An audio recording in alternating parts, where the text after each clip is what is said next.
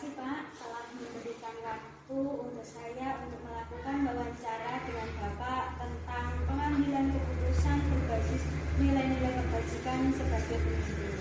Apakah Bapak bersedia? Iya Mbak Putri, ya saya bantu menjawab yang saya lakukan hari ini. Saya akan mengajukan pertanyaan pertama Bapak. Bagaimana Bapak dapat mengidentifikasi kasus-kasus yang merupakan dilema etika atau bujukan moral yang dialami selama Bapak menjadi pemimpin di sekolah ini? Ya Mbak, kita jawab semampu saya.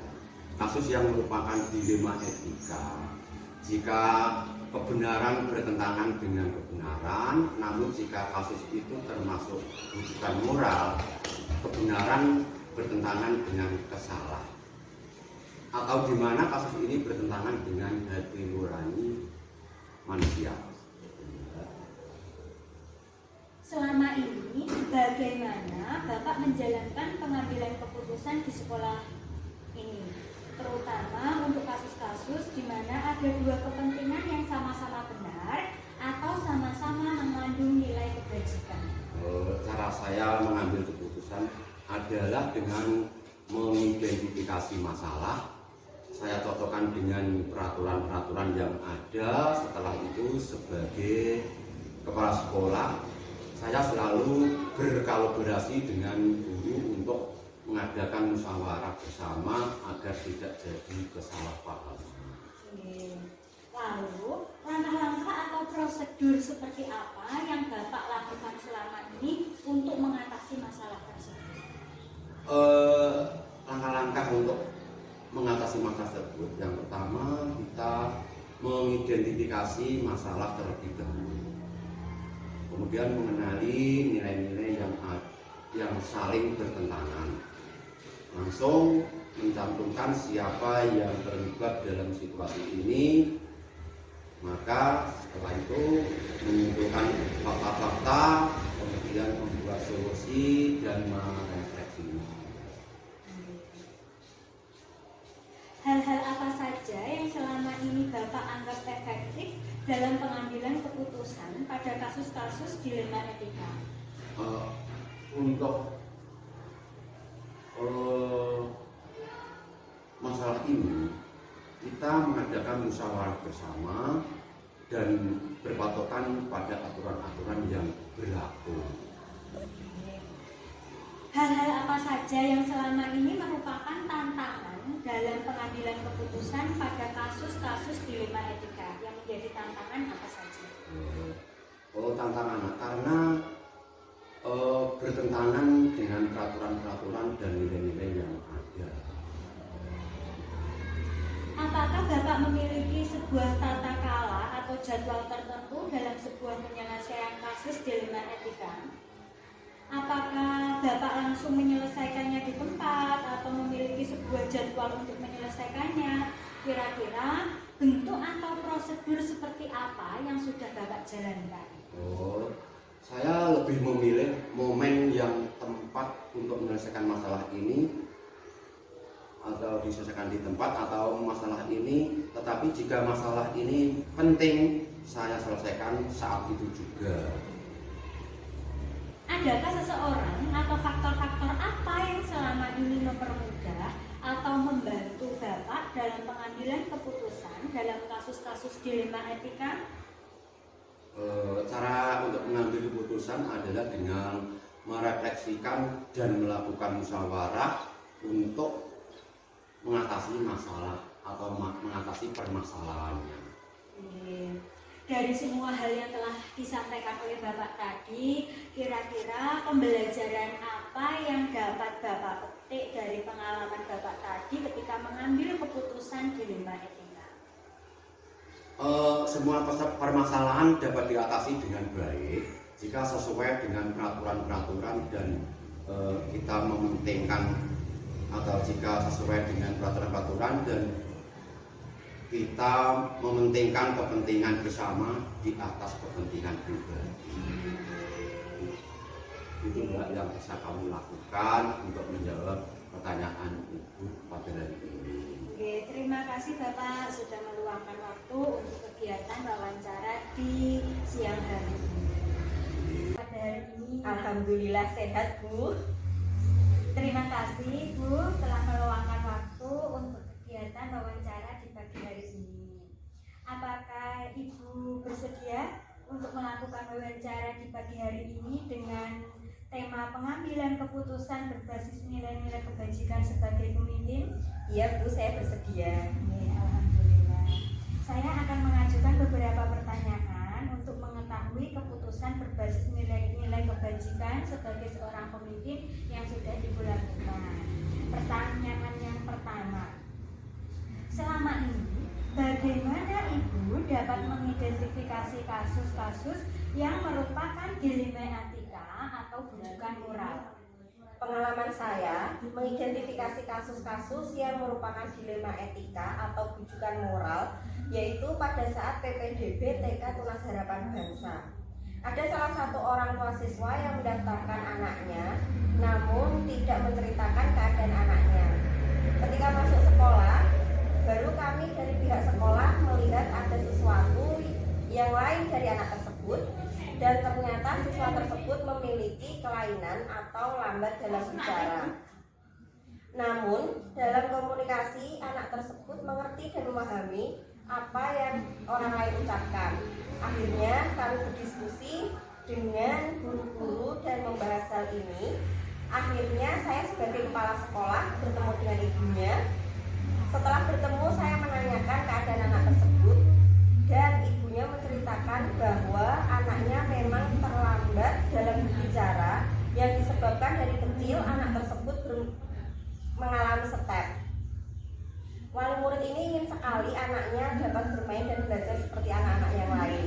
Dan kami menjelaskan kepada ibu tersebut bahwa TK Tunas Harapan Bangsa tidak memiliki guru-guru berkebutuhan khusus, tetapi akan kami upayakan untuk dapat mendidik anak ini sehingga tetap memperoleh hak dalam belajar. Ya, berarti Bu Fitri mengalami dilema etika gitu ketika menerima murid yang berkebutuhan khusus dengan memberikan pengertian, rasa kasihan kepada murid dan orang tuanya tersebut. Setelah itu Bu, selama ini bagaimana Ibu menjalankan pengambilan keputusan di sekolah Ibu, terutama untuk kasus-kasus di mana ada dua kepentingan yang sama-sama benar seperti dilema etika tadi atau sama-sama mengandung nilai kebajikan? Keputusan yang saya ambil yaitu bahwa semua anak usia dini berhak untuk mendapatkan layanan pendidikan yang layak dan sama. Tidak ada perbedaan antara anak normal dan anak berkebutuhan khusus. Di sisi lain saya kasihan, orang tua tersebut yakin dan percaya bahwa anaknya dapat dibimbing di TK Tunas Harapan Bangsa. Berarti tetap Bu Fitri lebih mementingkan kepada kebutuhan anak tadi untuk memperoleh pendidikan. Iya, Bu. Selanjutnya, langkah-langkah atau prosedur seperti apa yang biasa Ibu lakukan selama ini? Langkah-langkah atau prosedur yang saya ambil yaitu membuat kesepakatan yang dibuat antara sekolah dan orang tua siswa tentang proses belajar terkait proses belajar mengajar dalam satu semester. Yaitu jika anak tidak bisa tumbuh dan berkembang seperti yang lain, maka anak tersebut akan dipindah sekolah. Iya. Hal-hal apa saja Bu yang selama ini Ibu anggap efektif dalam pengambilan keputusan pada kasus-kasus dilema etika? Hal-hal yang merupakan tantangan dalam pengambilan keputusan kasus dilema etika adalah bahwa sekolah kami merupakan sekolah umum dan bukan sekolah inklusi. Namun ada orang tua murid yang mempercayai kami untuk mendidik dan membimbing anaknya yang memiliki keterlambatan dalam berbicara. Hal-hal apa saja yang selama ini Ibu anggap efektif dalam pengambilan keputusan pada kasus-kasus dilema etika? Keputusan yang saya ambil yaitu bahwa semua anak usia dini berhak mendapatkan layanan pendidikan yang layak dan sama. Di sisi lain saya kasihan orang tua tersebut yakin dan percaya bahwa anak tersebut dapat dibimbing dan berkembang di TK Tunas Harapan Harapan Bangsa. Lalu, hal-hal apa saja yang selama ini merupakan tantangan dalam pengambilan keputusan pada kasus-kasus dilema etika yang Ibu alami? Hal-hal yang merupakan tantangan dalam pengambilan keputusan kasus dilema etika adalah bahwa sekolah kami merupakan sekolah umum dan bukan sekolah inklusi. Namun ada orang tua murid yang mempercayai kami untuk mendidik dan membimbing anaknya yang memiliki keterlambatan dalam berbicara. Apakah Ibu memiliki sebuah tata cara atau jadwal tertentu dalam sebuah penyelesaian kasus dilema etika? Ada atau tidak Bu? Jadwal misalnya kasus ini diselesaikan pada hari apa Ibu jadwalkan? Ada atau tidak jadwal-jadwal seperti itu? Ada. Prosedur yang saya jalankan dalam menyelesaikan kasus dilema etika adalah melalui proses yaitu mengenal dan melakukan pendekatan kepada anak dan orang tua agar dapat bekerja sama dalam proses belajar mengajar. Ya. Adakah seseorang atau faktor-faktor apa yang selama ini mempermudah atau membantu Anda dalam pengambilan keputusan dalam kasus-kasus dilema etika? Ada Bu, yang membantu dalam pengambilan keputusan yaitu guru-guru, orang tua, dan anak. Iya. Jadi semua terlibat ya Bu? Iya. Dari semua hal yang telah Ibu sampaikan tadi, pembelajaran apa yang dapat Ibu petik dari pengalaman Ibu mengambil keputusan dilema etika? Pembelajaran yang saya dapat petik dari pengalaman tersebut yaitu hendaknya orang tua memiliki sikap jujur dan terbuka kepada pihak sekolah agar sekolah dapat menemukan solusi terbaik untuk menangani peserta didik yang memiliki kebutuhan khusus. Ya, tepat sekali Bu. Terima kasih Bu untuk wawancaranya tentang pengambilan keputusan yang kaitannya dengan dilema etika. Sebagai pemimpin sekolah, Ibu sudah dapat melakukan pengambilan keputusan dengan baik, dengan berpedoman pada nilai-nilai kebajikan. ويستسقى الغمام بوجهه الكريم وعلى آله وصحبه في كل لمحة ونفس والنفس بعدد كل معلوم له.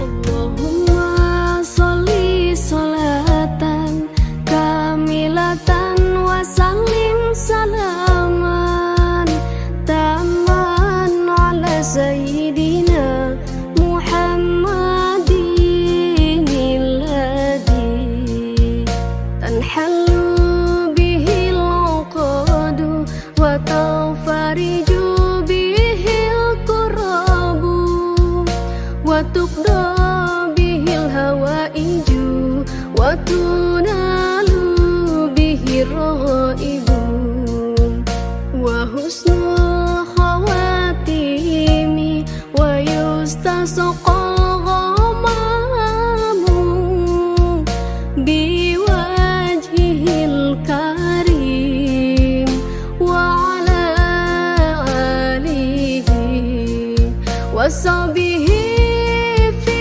كل لمحة ونفس والنفس بعدد كل معلوم له وصحبه في كل لمحة ونفس والنفس بعدد